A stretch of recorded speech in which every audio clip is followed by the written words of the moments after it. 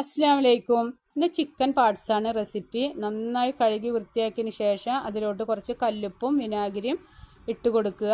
വീണ്ടും അതിൻ്റെ കച്ചറൊക്കെ നീക്കിയതിന് ശേഷം വീണ്ടും കുറച്ച് വിനാഗിരി ഒഴിച്ചിട്ട് 5 മിനിറ്റ് വെള്ളത്തിലിട്ട് വെക്കുക.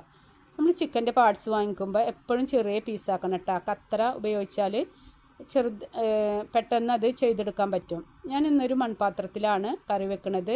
അതിലോട്ട് 2 ടേബിൾ സ്പൂൺ മുളക് പൊടി, 1/4 ടീസ്പൂൺ മഞ്ഞൾപ്പൊടി, 1/4 teaspoon garam masala, 1/2 teaspoon chicken masala, നിർബന്ധമല്ല, 1/4 ടീസ്പൂൺ ഉപ്പ്, 1/4 ടീസ്പൂൺ വിനാഗിരി. മിക്സ് ചെയ്തതിന് ശേഷം അടുപ്പത്തേക്ക് വെച്ചിട്ട് ഒരു മീഡിയം സൈസിലുള്ള സവാള, ഇഞ്ചി, പച്ചമുളക്, വെളുത്തുള്ളി ചതച്ചത്, 6 ചുവന്നുള്ളി, 1/2 കിലോനിലേക്കുള്ള ഇൻഗ്രീഡിയൻസാണിത്. എന്നിട്ട് വീണ്ടും മിക്സ് ചെയ്തതിന് ശേഷം കുറച്ച് കൂടുതൽ വെള്ളം ഒഴിച്ചിട്ട് നമ്മൾ കറി വെക്കുന്നത് കേട്ടോ. കുക്കറിലാണെങ്കിൽ 4 വിസിലടിച്ചിട്ട് കുറച്ച് വെള്ളം ഒഴിച്ച് 4 വിസിലടിച്ച് അതിന് ശേഷം വറ്റിച്ചാൽ മതി. അതേപോലെ തന്നെ ഇതിൻ്റെ മെയിൻ ഇൻഗ്രീഡിയൻസ് 1 ടേബിൾ സ്പൂൺ മല്ലിപ്പൊടി, ഞാൻ 1/2 കിലോനിലേക്കാണ് പറയണത്. കുറച്ച് പെരിഞ്ജീരകം ഇട്ടിട്ട് ഇതേ രീതിയിൽ വറുത്തെടുക്കണം.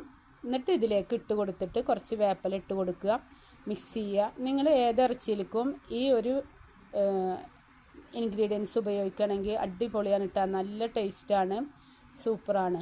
നിങ്ങൾ ഇതുപോലെ ഒന്ന് ചെയ്ത് നോക്കിയിട്ട് കമൻറ്റ് പറയണം, ലൈക്ക് ചെയ്യണം, ഷെയർ ചെയ്യണം കേട്ടോ. ഇപ്പോൾ എല്ലാ ഡോക്ടേഴ്സും പറയുന്നത് ഈ പാർട്സുകൾ കഴിക്കാനാണ്, ലിവർ, ഇതേപോലെ ചിക്കൻ്റെ പാർട്സ് ലിവറൊക്കെ കഴിക്കാനാണ്. ഞങ്ങളിപ്പോൾ ഇടയ്ക്ക് വാങ്ങിക്കാറുണ്ട്, മുന്നൊന്നും വാങ്ങിച്ച് കഴിച്ചിരുന്നില്ല. ഇതേപോലെ എൻ്റെ ജ്യേഷ്ഠൻ്റെ മോള് മേറാജ് പറഞ്ഞു തന്നൊരു റെസിപ്പിയാണ്. അവരെ വീട്ടിലൊക്കെ അവർ ഇടയ്ക്കിടയ്ക്ക് വാങ്ങാറുണ്ട്. അവൾ നന്നായി കുക്ക് ചെയ്യട്ടെ, അവൾ പറഞ്ഞ റെസിപ്പിയാണ്. അപ്പോൾ നിങ്ങൾക്ക് ഇഷ്ടപ്പെട്ടാൽ ലൈക്ക് ചെയ്യണം, സബ്സ്ക്രൈബ് ചെയ്യണം. അസ്സലാമു അലൈക്കും.